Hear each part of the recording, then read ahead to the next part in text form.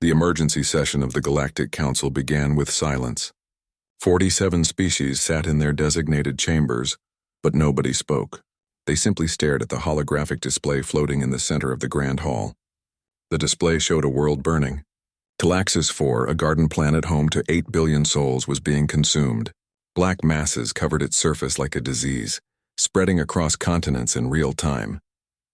Ambassador Zexitali of the Pelthian Confederacy watched her fellow delegates with growing desperation. Her forearms trembled as she gripped the edge of her observation platform.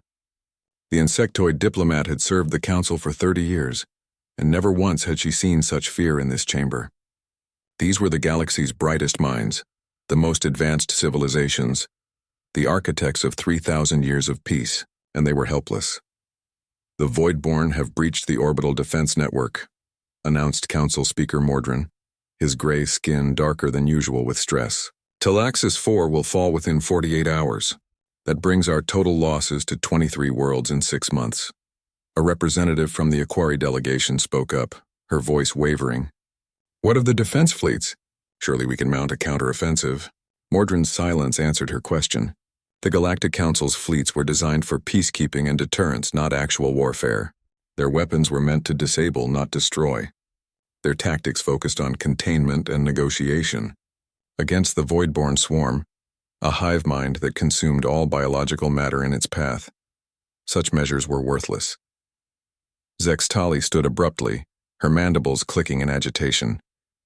"We must consider alternatives, unconventional options." "Sit down, Ambassador," Mordrin said tiredly. "We have exhausted every option. The Voidborn cannot be reasoned with. They do not communicate, they only consume. Then we need someone who can fight them." Zextali's voice echoed through the chamber. "We need warriors, not diplomats." "Do not say it," Mordrin warned, his tone sharp. "That discussion ended 200 years ago. The quarantine stands." But Zextali had already made her decision. She had watched 23 worlds die. She had seen millions of her fellow galactic citizens reduced to nothing but organic fuel for the swarm. The old fears, the ancient prohibitions suddenly seemed less important than survival itself. That night, Zextali broke into the Council's restricted communication archives. Her security clearance got her through the first 3 layers of encryption. Her personal override codes, earned through decades of loyal service, got her through the rest. What she sought was buried deep in the classified sections, marked with warning symbols in 47 languages. "Dangerous species," the files read. "Quarantine permanent." She found the communication protocols for the Sol system, Earth, humanity, the Deathworlders. Zexitali had been young when the Council made first contact with humanity. She remembered the excitement, the wonder of discovering another intelligent species. She also remembered the horror that followed. Humanity came from a planet that should have been impossible.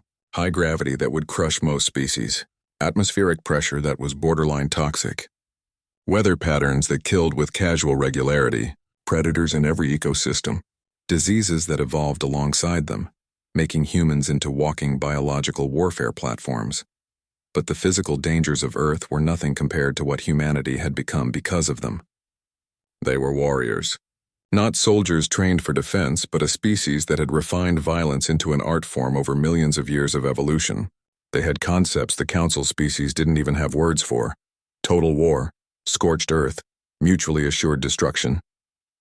Their entire history was written in blood and conflict. The Council had quarantined them immediately. Not out of cruelty, but out of fear. Humanity was too dangerous to be allowed among peaceful species. They understood. They accepted the isolation.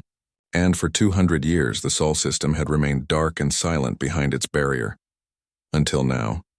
Zexitali's hands shook as she recorded her message. She knew this would end her career. She would likely be tried for treason. But as she thought of Talaxis 4 burning, of the 22 worlds already lost, of the billions dead, she found she didn't care. "This is Ambassador Zextali of the Pelthian Confederacy. Emergency Channel Priority Omega," she began. "I am transmitting to the Sol System Defense Network. To humanity. 200 years ago, the Galactic Council deemed your species too dangerous to join our civilization. We called you violent. We called you monsters. We feared what you might do to our peace." She paused, mandibles clicking nervously. "We were right to fear you. But we were wrong to cast you out. The galaxy faces extinction. The Voidborn swarm has consumed 23 worlds. Billions are dead. Our fleets cannot stop them. Our weapons are insufficient. Our tactics are useless. We built a civilization on peace, and now we are dying because we forgot that peace must sometimes be defended with force. Zextali pulled up the tactical data, the horrifying footage of the Voidborn consuming entire cities. She attached it all to her transmission. We are not warriors. We do not know how to fight a war. But you do. Your species was forged in conflict. Your evolution made you survivors. Your history made you fighters. We cast you out for being what you are. Now I am begging you to be exactly that. The monsters we feared are the saviors we need. She took a breath, her voice dropping to barely a whisper. The Council will deny sending this. They will call it unauthorized. They may even apologize to you for the intrusion. But I am sending you our coordinates. I am showing you what is coming for us. And I am asking, on behalf of every living being in this galaxy, for your help. Please. Hold the line is all I ask. Just give us time to evacuate. That is all we dare hope for. Zextali sent the transmission and waited. For 3 days there was only silence from the Sol system. She was arrested on the second day. Council security came to her quarters with apologetic expressions and formal charges. She went quietly. On the third day, as she sat in her detention cell, the answer came. A single transmission, text only, broadcast on all Council frequencies. It read, coordinates received. Hold the line. The Legion is coming. Zextali closed her eyes and whispered a prayer to gods she wasn't sure existed anymore. She had summoned the Deathworlders. Now the galaxy would see what monsters could do when given purpose. Admiral Sarah Okonkwo stood on the bridge of the UEMS Indomitable and studied the holographic display with calm intensity. Around her, the command center buzzed with controlled activity as officers coordinated the largest military deployment in human history. 200 years of preparation were about to be tested. Status report, she said quietly. Her voice carried authority despite its softness. All fleet groups report ready, Admiral, responded Commander Chen from Tactical. 300 warships across 12 battle groups. 500,000 ground forces in transit. We can jump on your order, Sarah nodded slowly. She was a tall woman, her dark skin marked with the ritual scars of her Yoruba ancestors, her gray hair tied back in a practical bun. At 63, she had spent 40 years in the United Earth Military Command, 30 of those preparing for a war that seemed like it would never come. The galaxy had isolated humanity, and humanity had used that time to do what humans do best. They prepared for conflict. Send the order, she said. All groups jumped to Talaxis 4. Time to introduce ourselves properly. The fleet jumped. 300 ships tore through space using drives that bent reality itself. The technology was human-developed, refined over 2 centuries of isolation. Where Council ships took weeks to cross between systems, human vessels made the journey in days. It was an advantage born from necessity. When you're alone in the dark, you learn to move fast. The Talaxis 4 system was chaos when they arrived. Voidborn organic ships swarmed around the dying planet like flies on a corpse. Council defense platforms fired uselessly at the mass of living vessels. Evacuation ships tried desperately to break through the blockade. It was a losing battle. Then humanity arrived, and the battle changed nature entirely. All ships, weapons free, Sarah commanded. Target the swarm vessels. Heavy kinetics first, then energy weapons. Fighter wings provide cover for the evacuation ships. Ground forces prepare for immediate deployment. The human fleet opened fire. Council observers watching from their failing defense stations couldn't believe what they were seeing. The human weapons weren't designed to disable or deter. They were designed to destroy. Railguns fired projectiles at a significant fraction of light speed, punching through voidborn ships like paper. Plasma cannons superheated entire sections of the swarm. Missile volleys turned space into a field of explosions. Within 30 minutes, the voidborn blockade was broken. Within an hour, evacuation ships were fleeing the system under human escort. Within 3 hours, human ground forces were landing on Talaxis 4 itself. Council General Thexun watched the human deployment from his command bunker on the planet's surface. His species, the Cavern, stood 7 feet tall with 4 arms and thick armor-plated skin. They were considered among the most physically imposing species in the Council. But as he watched the human soldiers emerge from their dropships, he felt something he had never experienced before. He felt small. The humans wore powered armor that made them look like walking tanks. Their weapons were brutal in their simplicity, firing hypersonic rounds designed to tear through organic matter. They moved with precision that spoke of endless training and actual combat experience. But it was their communication that disturbed Thexun most. Alpha Squad, advance to Sector 7. Bravo, hold the evac point. Charlie, prepare fallback positions. Acceptable casualties for this operation, 15%. Hold until all civilians are clear. Acceptable casualties. The humans had calculated how many of them could die and still complete the mission. They had made peace with their own deaths before the battle even started. What kind of species thought this way? General Thexun, a human officer, approached, his armor marked with command insignia. Captain Marcus Wade, 2nd Legion, 3rd Battalion. We're here to reinforce your position and coordinate the civilian evacuation. Thexun's translator struggled with the human's flat, emotionless tone. Captain Wade, your fleet's arrival was unexpected. The Council did not authorize military assistance from your species. Didn't ask for authorization, Wade replied. Someone sent out a distress call. We answered. Now, sir, with respect, we need to establish a defensive perimeter. Your forces need to fall back to the secondary line. We'll hold the primary. Fall back? Captain, there are still civilians in the contested zones. We cannot abandon them. Wade's expression didn't change behind his helmet's visor. That's why we're holding the primary line.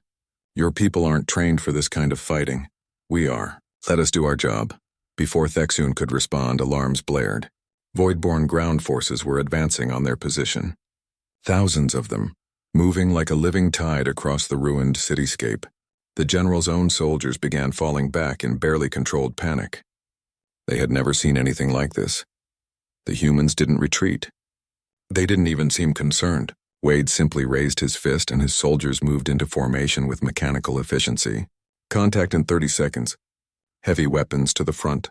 Establish crossfire lanes. Remember your training. The Voidborn hit their line like a tsunami, and the humans held. Their weapons fired in coordinated bursts, each shot placed with deadly precision. When Voidborn broke through the initial line, human soldiers engaged in close combat without hesitation, using armored fists and combat blades to brutal effect.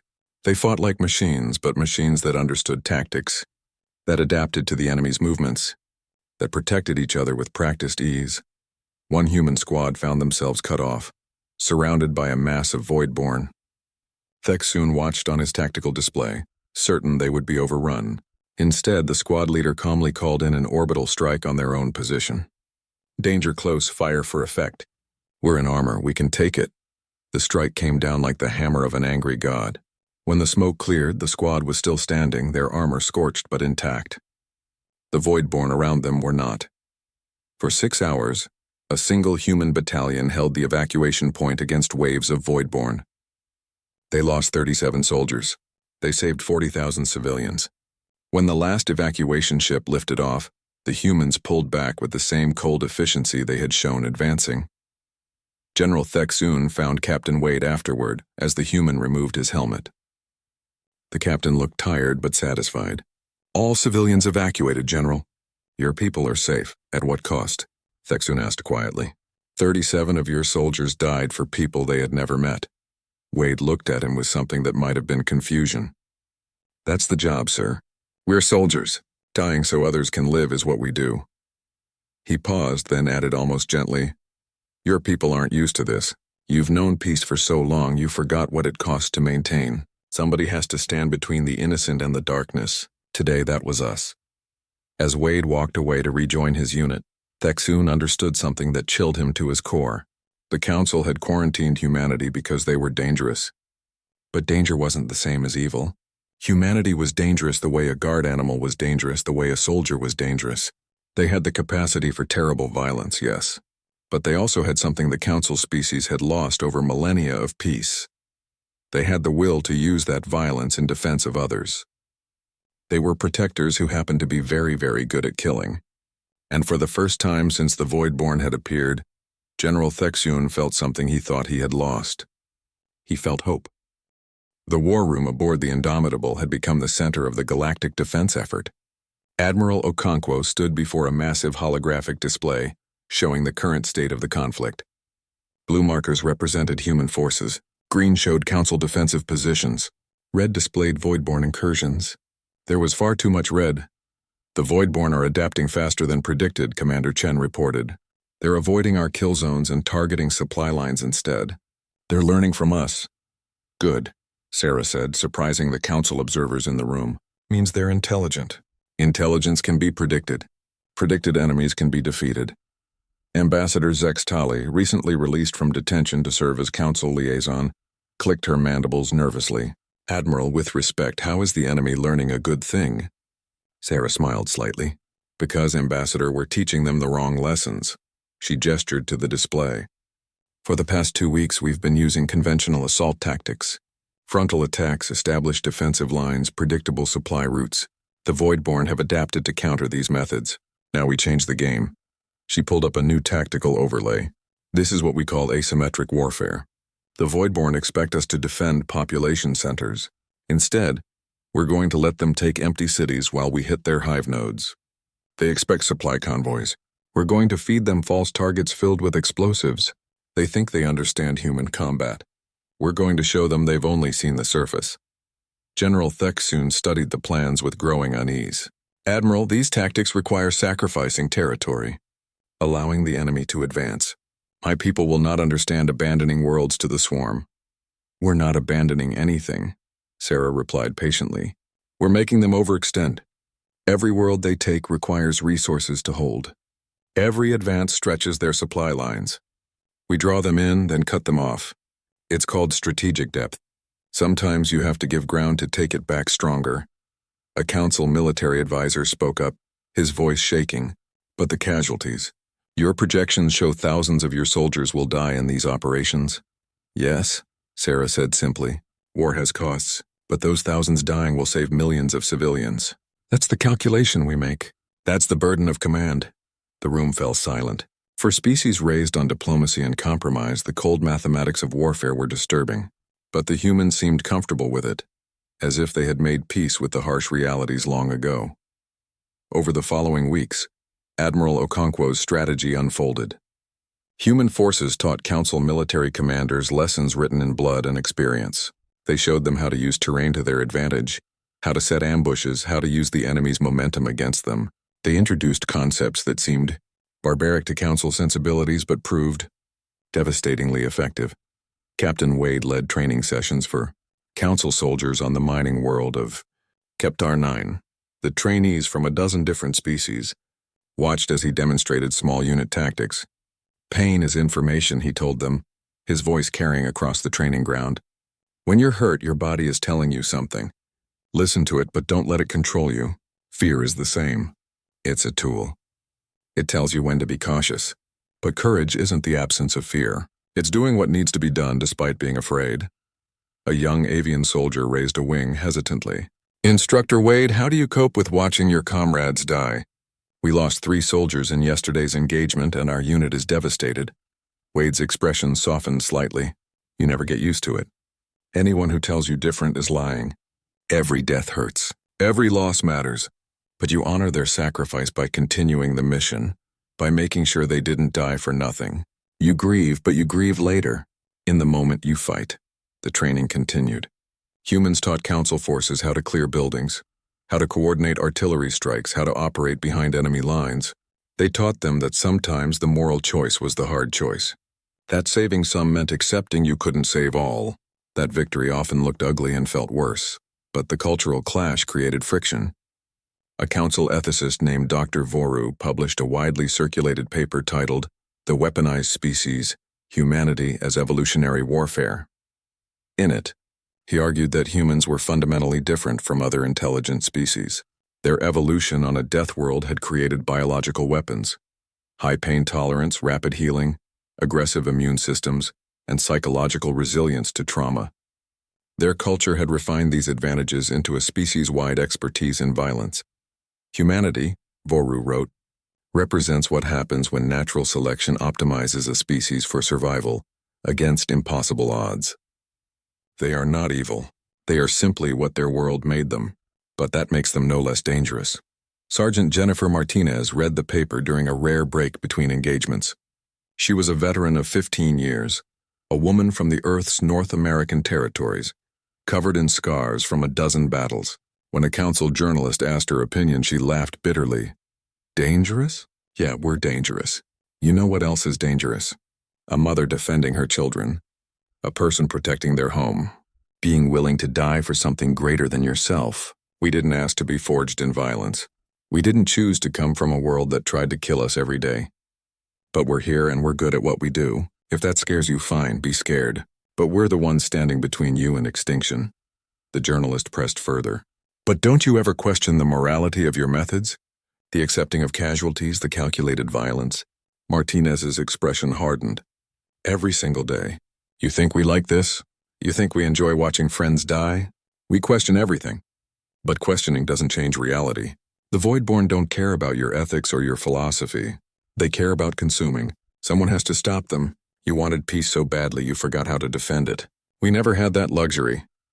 Despite the tensions, bonds formed between human and council forces. Shared combat created understanding that diplomacy never could. A cavern soldier named Ruxin found himself fighting alongside human marines during the defense of the agricultural world.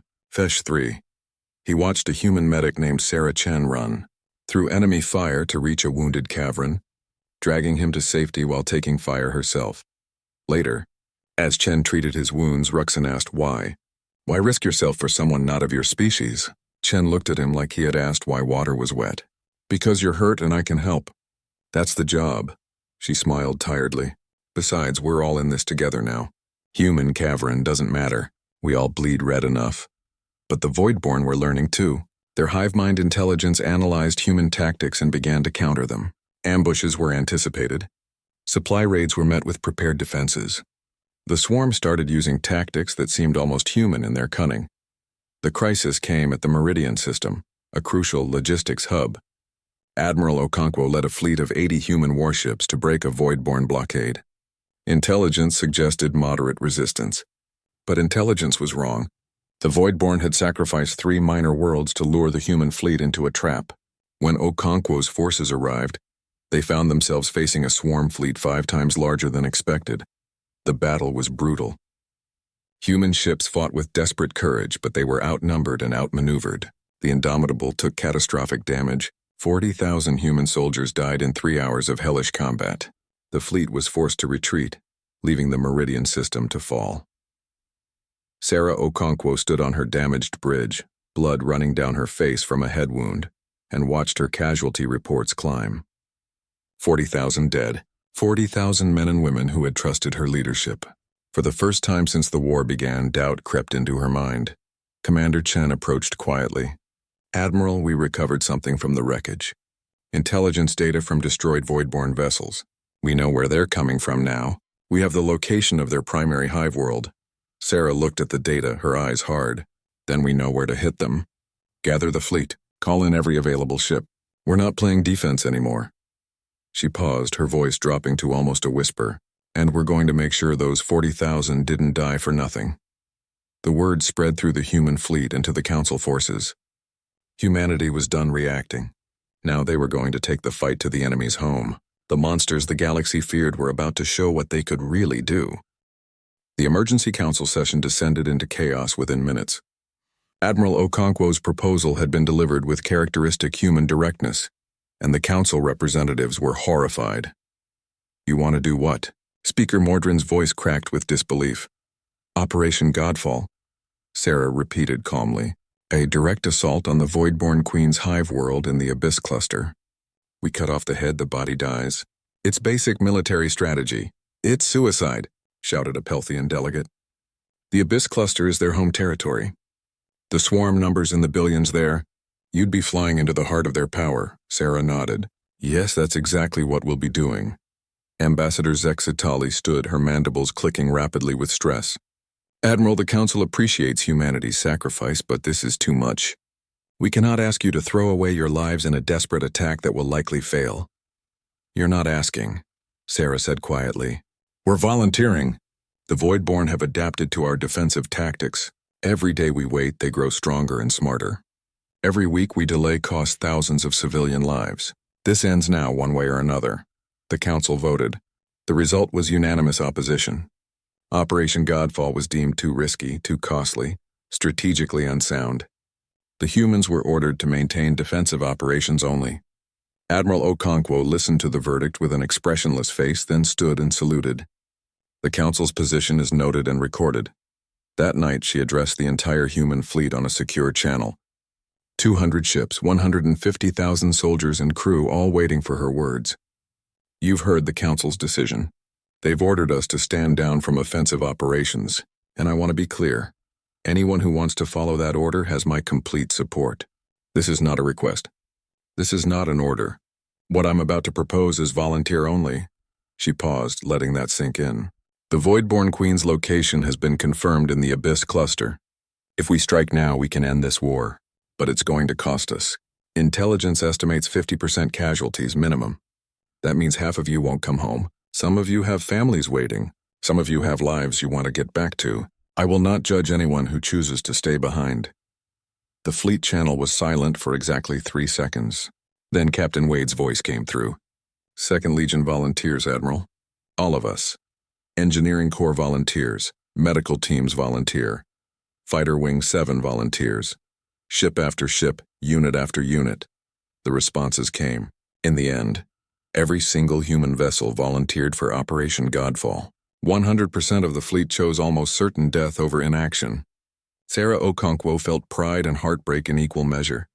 Then we go together, she said simply, and we show the galaxy what humanity really means. Ambassador Zextali watched the human fleet prepare for departure from the observation deck of a council station. She had argued against this operation. She had voted with her colleagues to forbid it. But as she watched the humans ready their ships, performing final maintenance, recording messages for loved ones, she felt compelled to act. She requested permission to board the Indomitable.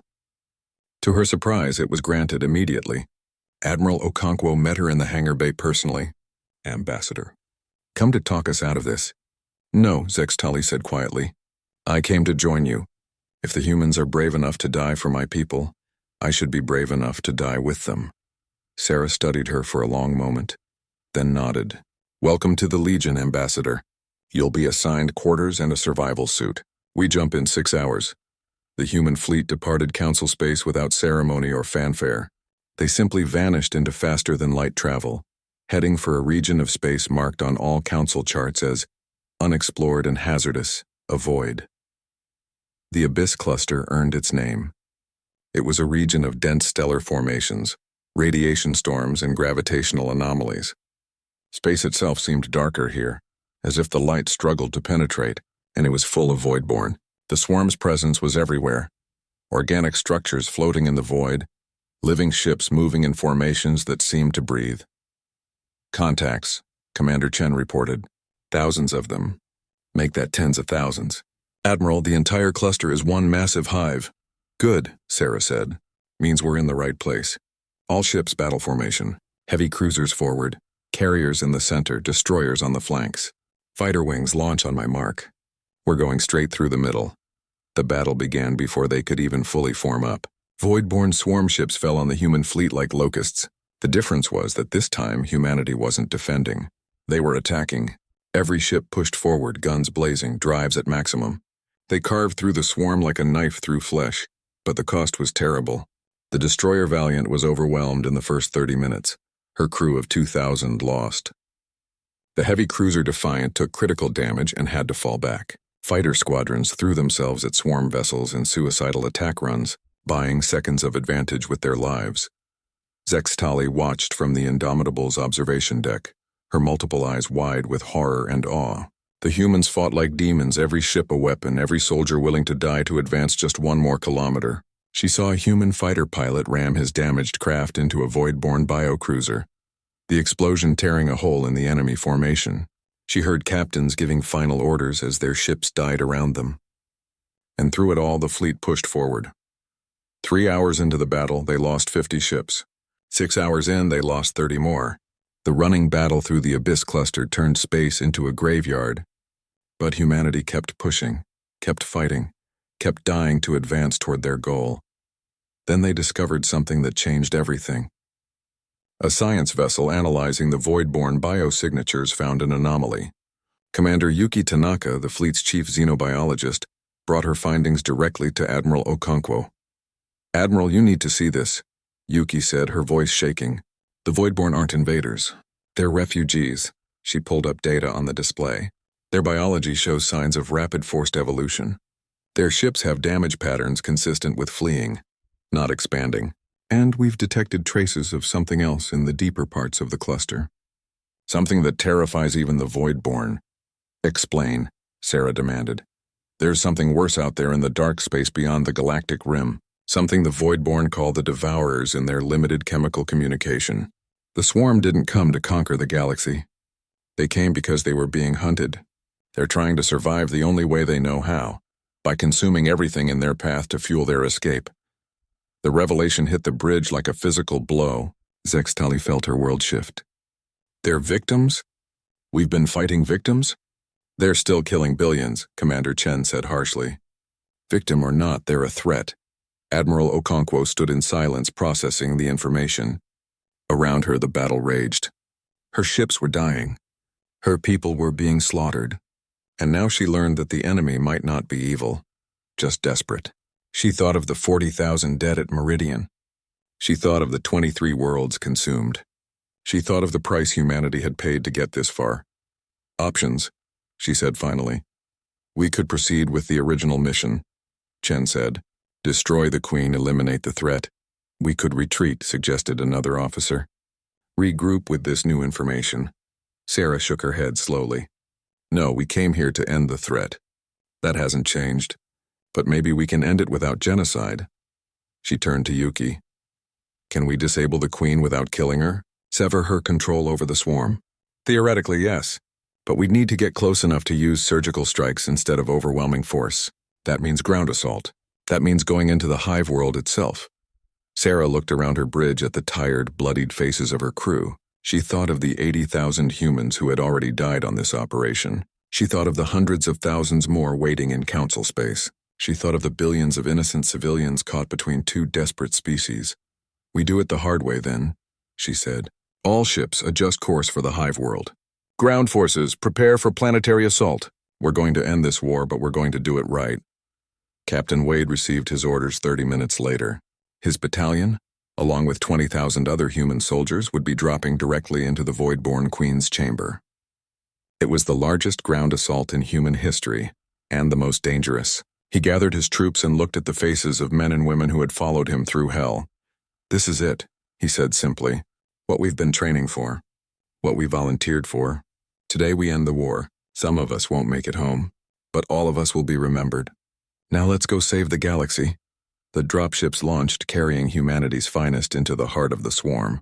The abyss waited below, and with it the terrible truth of what lurked beyond the galactic rim. The hive world's surface looked like something from a nightmare. Organic towers reached kilometers into the sky, pulsing with bioluminescent light. The ground itself was alive, covered in a thick membrane that shifted and moved. The air was thick with spores and the chemical sense of the swarm's communication. 20,000 human soldiers dropped into this alien hell, and the planet immediately tried to kill them. Captain Wade's drop pod hit the surface hard, the impact cushioned by his armor's shock systems. He was on his feet in seconds, rifle up, scanning for threats. Around him, his battalion was forming up with practiced efficiency despite the hostile environment. The ground beneath them rippled and suddenly erupted with Voidborn warrior forms, the swarm's elite defenders. "Contact!" someone shouted, and the battle began. The fighting was close quarters and brutal. Human soldiers fired their weapons at point-blank range, the hypersonic rounds tearing through Voidborn flesh. When ammunition ran low, they used combat blades and armored fists. When those failed, they used sheer determination and the knowledge that behind them, the rest of humanity was counting on them. Wade's battalion pushed forward, fighting for every meter. The organic corridors of the hive were a maze designed to confuse and disorient.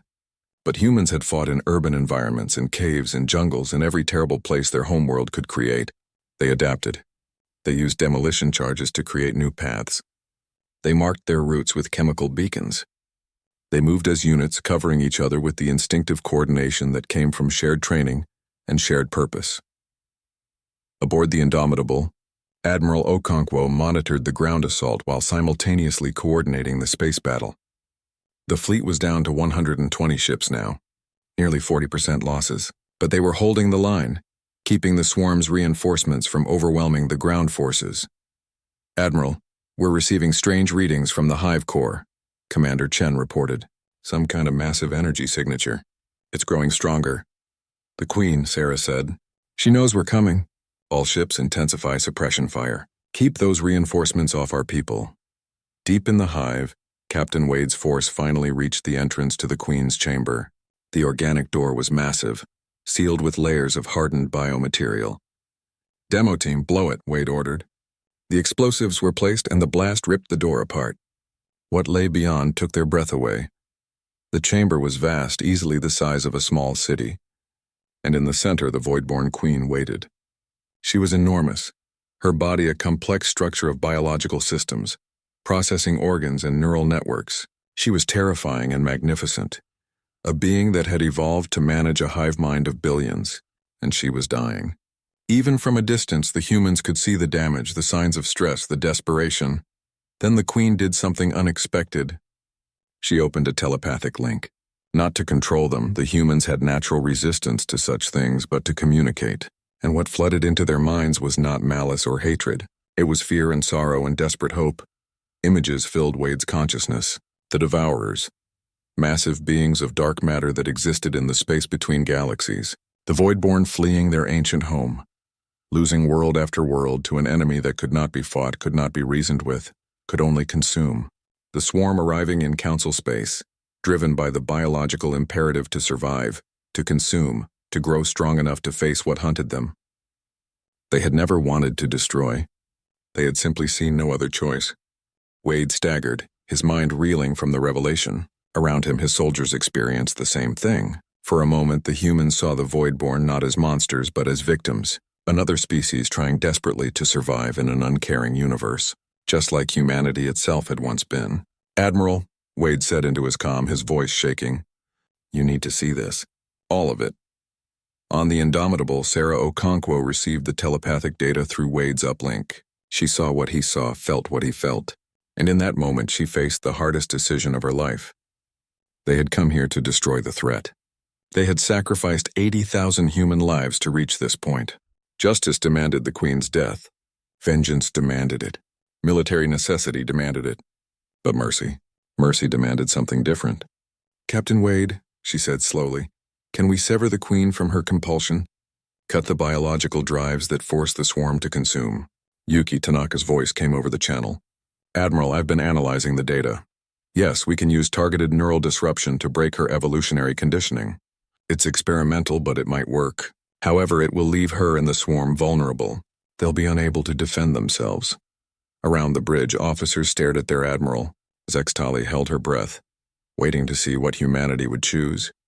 Destruction or mercy, vengeance or compassion, the easy path or the right one. Sarah closed her eyes, thinking of all the dead, thinking of the 40,000 at Meridian, thinking of the 80,000 in this operation alone, thinking of the billions of council civilians killed by the swarm. So many reasons to choose destruction. But she also thought of humanity itself, isolated and feared for 2 centuries because the galaxy saw only their capacity for violence and not their capacity for compassion. "We didn't come all this way just to become another monster," she said quietly. "Yuki, transmit the neural disruption sequence to Captain Wade's team. Wade, you are authorized to disable the Queen, not destroy her. We end the threat. But we don't commit genocide. Not today." "Understood, Admiral," Wade replied. He looked at his soldiers, saw the relief in many faces, the uncertainty in others. "You heard the Admiral. Set up the neural disruptors. We're saving her life." The equipment was brought forward. Human technology meeting void-born biology in an attempt to rewrite evolution itself. The process took 2 hours. 2 hours during which the swarm's warriors could have killed them all. But didn't. The Queen had ordered them to stand down, to trust these strange Deathworlders who had shown mercy when they could have chosen extermination. When the neural disruption was complete, the change was immediate. The Queen's biological drives shifted. The compulsion to consume, to expand, to destroy, all of it faded. What remained was intelligence freed from instinct, a being capable of choice rather than just reaction. And the first thing she chose was to communicate clearly. Through careful chemical signals translated by human computers, she sent a message. Why? We killed your kind. We destroyed your ships. Why show mercy? Wade stood before the massive being, his rifle lowered, and spoke knowing she would understand through her connection to human technology. Because we know what it's like to be feared for what you are instead of judged for what you choose to be. The galaxy isolated us because they saw monsters. We're showing them that monsters can choose to be something better. The war ended not with a bang but with a negotiation. Admiral Okonkwo worked with council leadership to establish a quarantine zone for the Voidborn, a region of uninhabited space where they could exist without threatening others. Human ships would patrol the borders. Human scientists would work to help the swarm find sustainable food sources that didn't require consuming sentient beings. It wasn't a perfect solution. Many in the council wanted complete extermination. Many in the human fleet felt betrayed that their sacrifices led to mercy for the enemy. But it was the right choice. And humanity had always been willing to do what was right even when it was hard. Especially when it was hard. The final casualty count was devastating. 127,000 human soldiers dead. 80 ships destroyed, countless wounded. The Legion had paid a terrible price, but 23 worlds were freed. Billions of lives were saved, and the Voidborn, once mindless destroyers, now had the chance to be something else. The Galactic Council held a formal ceremony aboard their primary station. Speaker Mordrin stood before an assembly of all 47 species and addressed humanity directly. 200 years ago, we isolated your species out of fear. We called you dangerous. We called you violent. We were not wrong, but we were not right either. You are dangerous, but you are also brave, compassionate, and willing to sacrifice for others. Today, on behalf of the Galactic Council, I formally apologize for our treatment of humanity and extend an offer of full membership in Council governance. Admiral Sarah Okonkwo accepted on behalf of humanity, but with conditions. We will join your council, but we will also maintain our military independence. We will serve as wardens of the Outer Dark, defending council space from external threats. Because we've learned something you need to understand. The Devourers are real. They're out there in the dark space between galaxies, and one day they will come. She paused, looking around the assembly at faces from dozens of species. When that day comes, you'll need warriors again. You'll need people willing to die so others can live. You'll need the monsters you once feared. And we'll be ready, because that's what Deathworlders do. We stand between the darkness and the light. Ambassador Zextali stood to speak, her mandibles moving in what humans had learned was a sign of deep emotion. Humanity, you answered our call when we had no right to ask. You sacrificed your lives for strangers. You showed mercy when vengeance would have been easier. Let history record that when the galaxy faced extinction, it was the species we feared most who saved us. Not because you were monsters, but because you were heroes. In the months that followed, the galaxy changed. Human military advisors trained Council defense forces in actual warfare. The Outer Rim Defense Network was established, with human ships standing permanent watch on the borders of known space. Deep space sensors were deployed, listening for any sign of the Devourers. Humanity's fleet was rebuilt, reinforced, and given advanced Council technology in exchange for tactical expertise. Captain Marcus Wade stood on the observation deck of a new defense station, built on the edge of the galactic rim. Beside him, General Thexun of the Cavern looked out at the stars. Do you think they'll come? Thexun asked. The Devourers? Wade nodded slowly. Eventually. Everything that lives wants to keep living. Everything that hunts follows its prey. They'll come. And when they do, what then? Wade smiled. And in that smile was confidence earned through blood and sacrifice. Then they'll learn what the Voidborn learned. What the Council learned. That this galaxy is protected. That we don't give up. That we don't back down. And that humanity doesn't fight alone anymore. Far below the station, the first joint training exercises were taking place. Human soldiers worked alongside Cavern, Pelthian, and Avian troops, learning from each other, teaching each other, building bonds that would be tested in the battles to come. They were no longer separate species, but a unified defense force. The Legion had shown them how to be warriors. Now they would show the universe what a galaxy united could accomplish. Admiral Sarah Okonkwo stood on the bridge of the new Indomitable, built from the wreckage of the old and improved with Council technology. Her hair was completely gray now, her face lined with the weight of command, but her eyes were still sharp, still determined. On her display, Sensor data showed movement in the dark space beyond the rim.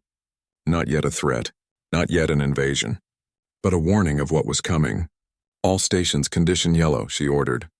Begin long-range monitoring protocols, and send a message to all member species of the Council. Tell them the Legion stands ready.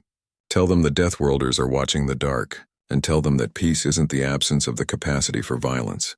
It's having that capacity and choosing to use it only to protect. The message was sent across the galaxy, received by billions of beings on thousands of worlds. And for the first time in recorded history, those beings felt truly safe, because somewhere out in the dark on the edge of everything they knew, the monsters stood guard, and the monsters had chosen to be heroes.